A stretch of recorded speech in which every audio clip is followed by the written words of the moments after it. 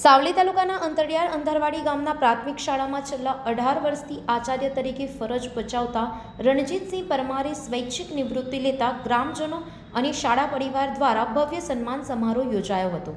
પોતાના કાર્યકાળ દરમિયાન શિક્ષણની ગુણવત્તા અને શાળાના સર્વાંગી વિકાસ માટે નોંધપાત્ર કામગીરી કરી ગ્રામજનો અને વિદ્યાર્થીઓના દિલ જીતનાર રણજીતસિંહ પરમારની વાજતે ગાજતે ડીજેના તાલે વિદાય અપાઈ હતી।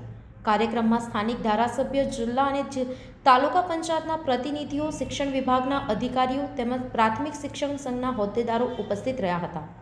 પ્રસંગે પરિવારજનો અને શિક્ષક મિત્રોએ હ્યુન્ડાઈ ક્રેટા કાર ભેટ આપી અનોખું સન્માન કર્યું હતું। ઉપસ્થિત મહાનુભાવો દ્વારા તેમને આગામી જીવન માટે શુભેચ્છા પાઠવાઈ હતી। સંવાદદાતા સાથે અભિપ્રાય ન્યૂઝ, વડોદરા। જાડેજા દિગ્વિજયસિંહ, પ્રમુખ ગુજરાત રાજ્ય પ્રાથમિક શિક્ષક સંઘ।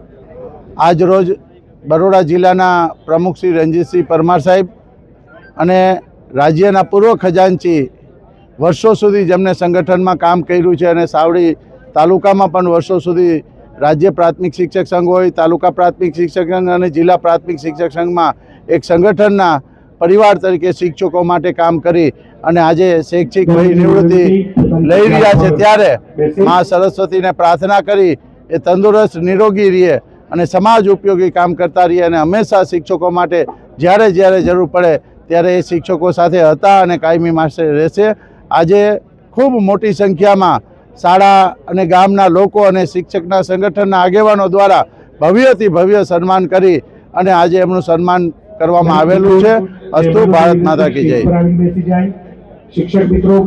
આવા જ વધુ સમાચારો જોવા માટે સબસ્ક્રાઇબ કરો અમારી યુટ્યુબ ચેનલને અને જોડાયેલા રહો ફેસબુક, ઇન્સ્ટાગ્રામ અને ટ્વિટર પર।